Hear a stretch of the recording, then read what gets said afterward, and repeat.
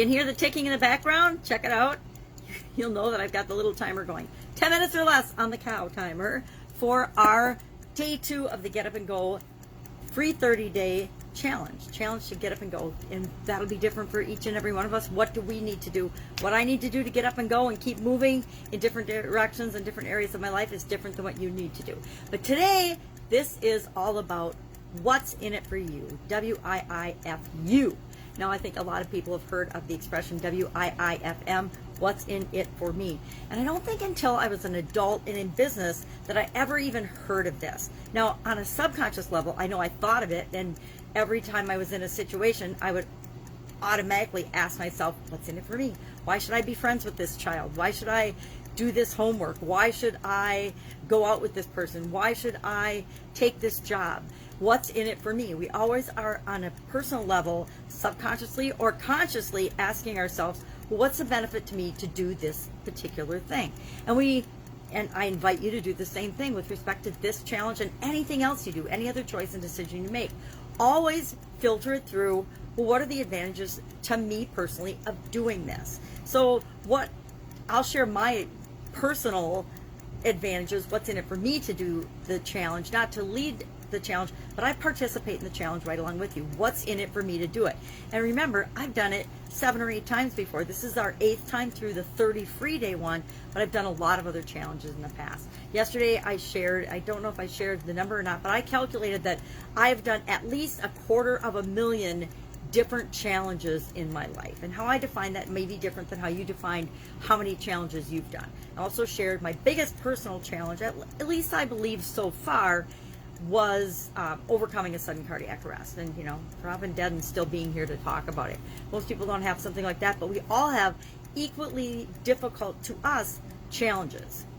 And they come up all the time. So what's in it for you? What's in it for me to have a way of a process to automatically handle challenges? Number one, it's ability to handle challenges and changes in my life automatically on a subconscious level, knowing that if I install this framework and if I follow these steps and I use this particular process, because we all already have a process of handling challenges and changes, and we'll talk about that in a couple of days. We already have one. We already have a way of doing it. It just might not be the best way for us. It's worked for us so far, but I'm always looking to continually improve and find better, faster, easier, more efficient, and more effective ways of doing absolutely everything. And one of those is always dealing with setbacks and failures and obstacles and challenges and changes, whatever we want to call them. So the ability to handle that on autopilot, to me, whenever I can automate or anything that I know is going to happen on a regular basis in my life or in my business or in my career or in my relationships, I want to do that. I want to set that and forget it. Now, not totally forget it, because I annually review processes and things that I use, but I want to be able to know that I don't have to worry about it or think about it on a conscious level. There are so many things coming at me and all of us all the time these days. Just think the media, kids, family, relationships, news, traffic, whatever. There's so many things that we actually have to pay attention to and think about just to keep ourselves safe and semi-effective in the world. Anything that we can offline and outsource and automate is a good thing, at least in my book.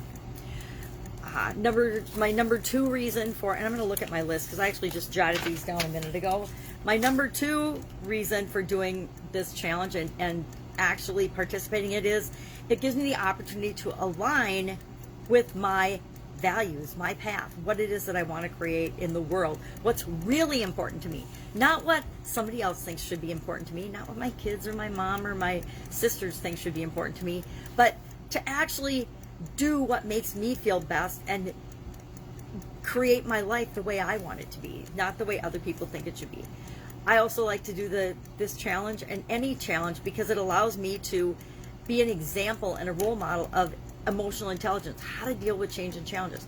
I don't know if you noticed, but during COVID and stuff, if you looked around, the vast majority of the population, at least around me and most people I know, was not handling the change and the challenge as effectively or as well or even emotionally intelligently as they possibly could. And so I like that I have the ability to handle challenges and changes well, and then be an example and a role model for other people, especially my kids and the people I love and care about, my business associates. I want to make sure that they know that we don't have to freak out whenever there's a change or challenge that happens in our life. Number 4, bar none, this is probably the reason I do it the most. Doing a challenge, doing this challenge or any other challenge is the fastest, easiest way to get a result, bar none. It's the fastest, easiest way to get a specific result that you want. So the challenges that I've done, and I've done hundreds and hundreds of other people's challenges as well as my own, I do them with a specific outcome or end in mind. This is what I want to get out of this particular challenge. I go in with that in my mind so that I am clear about what it is that I want. So those are some of my main reasons. Oh, and my 5th reason is because it's all about me. It's all about me making my life work better, just like everything we do and everything I do or you do. And it's not being selfish. It's about knowing that if I don't take care of myself and take care of the things and the different areas and aspects of my life that need to be taken care of, I don't have the ability to help or take care of anyone else, including my kids, my granddaughters, the people that I love and care about, as well as the people that I'm in business with. So those are just some of the reasons that I like to do this particular challenge and challenges as a whole. Today our tool is set point, having a set point, having a way to measure how we're doing at something. And my best example of this is to think of your thermostat. In the winter, if you live in a cold place, you set your thermostat on a certain temperature so that when the temperature in the house drops below that, it goes right back up. The furnace kicks in and keeps your house at that temperature. In warmer climates, we do the same thing, or in the summer where I live, we do the same thing with our thermostat for our air conditioning because we want it to be at a comfortable point for us. All of us have a change or challenge set point, whether we realize it or not. And I like to set a scale up, a scale from 1 to 10, 1 being like no resistance, 0 being absolutely no resistance, whatever happens, you just roll with it. 10 being you're really pushing back, you're really pushing against what is, right? Because challenges and change, things are changing all the time. We're just resisting what is. So our action item today is you have an or choice today. You can share your reason for doing the challenge, what you want to get out of the challenge, your biggest reason, or you can share what your set point is right now when it comes to changes and challenges. For example, I like to look at my pre-COVID set point, my COVID, what happened as soon as COVID hit, what was my resistance, and then my post, where I'm at right now.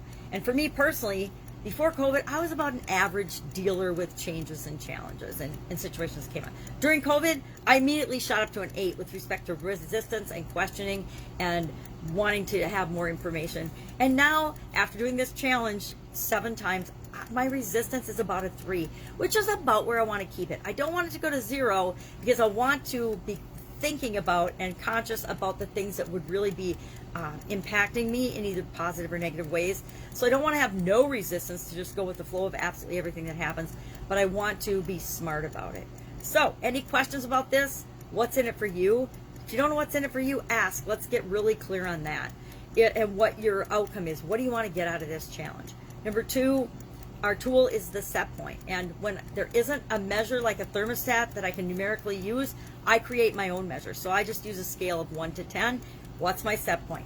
0, no resistance. 1 to 10, increasing levels of resistance. 10 being dead stop. I'm not doing anything. I'm not moving. I have so much resistance, I can't even hardly breathe.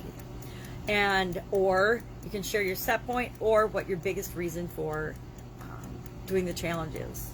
All right, any questions? Hit me up in the comments below. I'm cheating and looking at my timer. I want to make sure I'm under 10 minutes. Have an awesome day, and I will be with you tomorrow for day 3 of our Get Up and Go challenge. Again, framework, setting the foundation, and then we'll get into the meat and the heart and the examples of how you can do this and how we install it in our subconscious so it all becomes automatic. Have an amazing day, and I'll be with you tomorrow.